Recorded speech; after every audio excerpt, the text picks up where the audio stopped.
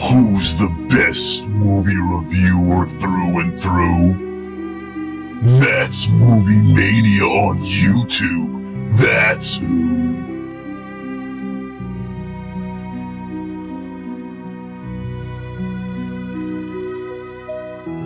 Why don't you stay a while and have your life reviewed?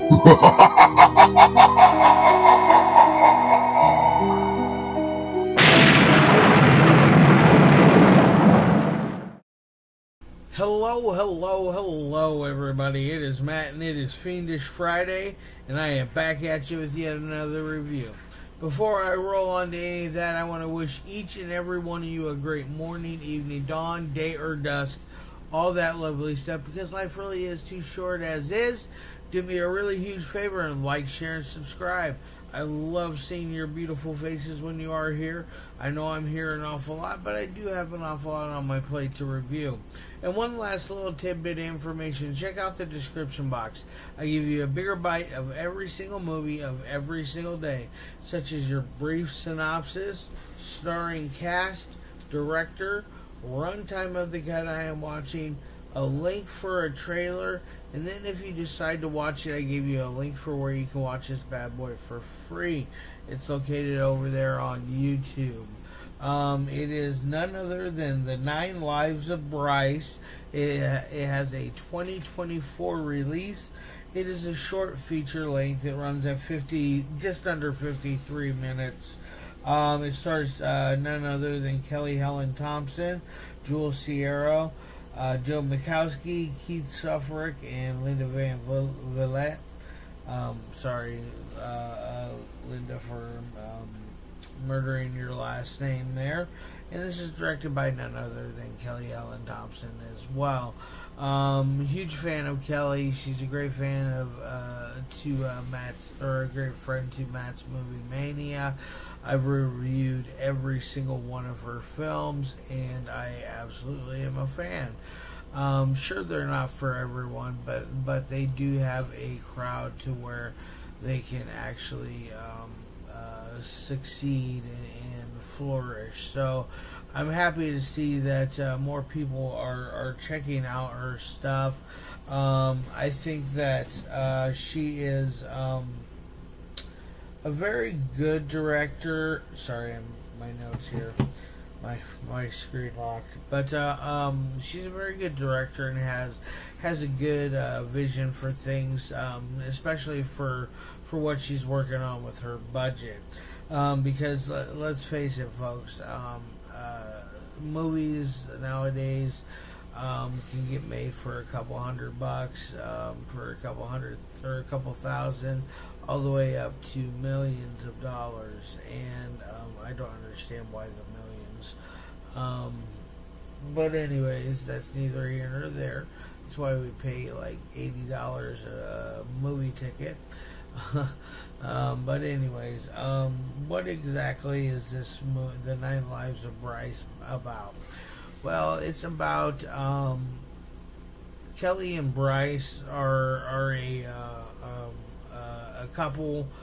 He's kind of a layabout, doesn't do much, just kind of hangs out at home. Eventually gets this urge that he needs to go and do something drastic to kind of change his life in a different direction. So he goes in and he decides he's going to go not only hike in the Appalachian Mountains, but live there as well, build a cabin, start fires, and all that fun stuff. Because he does bring up starting fires a couple times, which is kind of funny. But anyways, he moves out there. Things are confusing with Kelly, because she just was with the man, and now he wants to just kind of like run away. And it's just it would be kind of a weird ordeal, I feel like, if I were in that same situation. I don't know how I would handle it. She handled it rather smoothly, in my opinion. But she does have a guy named Hector that comes over to visit, and He's not a huge character, but he has a fun scene in there. But anyways, it's quite an interesting film. I really like it. I hope you guys check it out. Now Brice starts. He comes up with this wild idea of disposing of cats in a way to make himself younger. I'm not going to give that away what it is. I will say he is a crazy cat lady and has like a bunch of cats, more than 3. They say more than 3, but never give an exact amount. But he comes up with this wild idea on how to extend his life with involving cats. So it's quite a interesting tale. There was an old Tales from the Crypt episode. I forget what the name of it is, but it was about a guy who got I think a pituitary gland from a cat, and he had 9 lives. So it just kind of reminds me of that one. Dig That Cat, He's Real Dead Gone, I think is the name of that one. It's a amazing Tales from the Crypt. But back to this one. It does have some blood in it. It's not a gory movie by any means. I think I would say it's more disturbing on a psychological level instead of that physical level.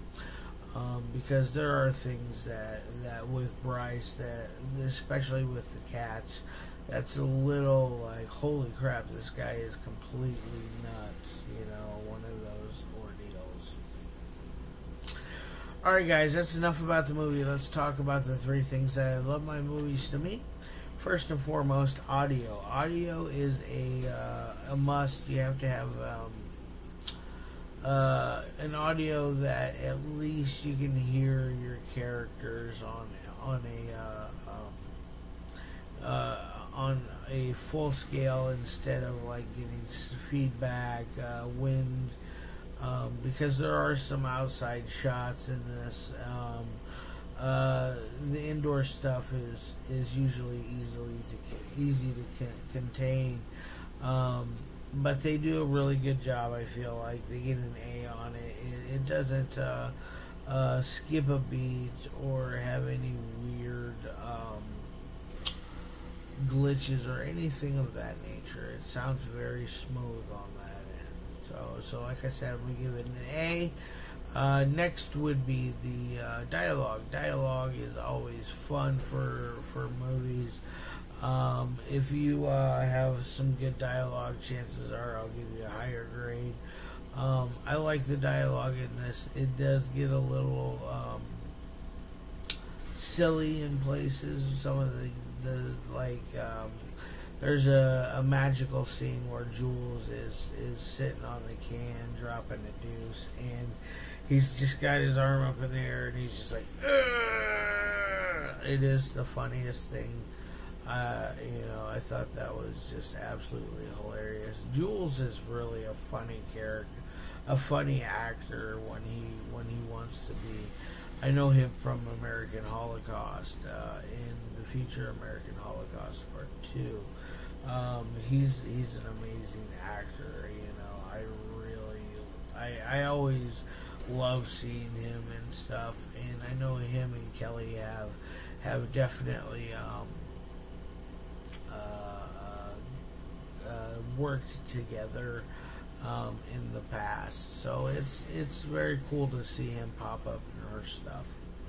But the dialogue is fun, like I said. It gets another A. It's it's modern to what I would think people would talk, but like I said, it does get a little silly in a couple of places. But all in all, it's well worth the watch. So, like I said, another A. Now on to the editing. The editing is actually kind of good in this. It's cut together very well. Kelly keeps a good steady forward momentum. Doesn't really skip a beat in any places. It really just knows what direction it really wants to go and how to get there. So I'm giving it an A+ on editing. Now for my final score of 1 through 5, this is going to get a 4 out of 5. It's one of Kelly's better films. The Tinker Man is really good. Violet's Prey, I believe, is the other one. That one's really good. And of course the Anomaly and A2 films, those are very good. So check out Kelly's stuff. She doesn't disappoint, especially if you're looking for something on a B-level side of things with a more story-driven film instead of just a bunch of people goofing around in front of the camera. Alright guys, love your faces. I'll see you next week. I don't know exactly what I got lined up yet. I don't have too many directors looking for reviews this March, so I'll have to be doing my own films, so that'll be fun. Alright guys, love your faces, and as always,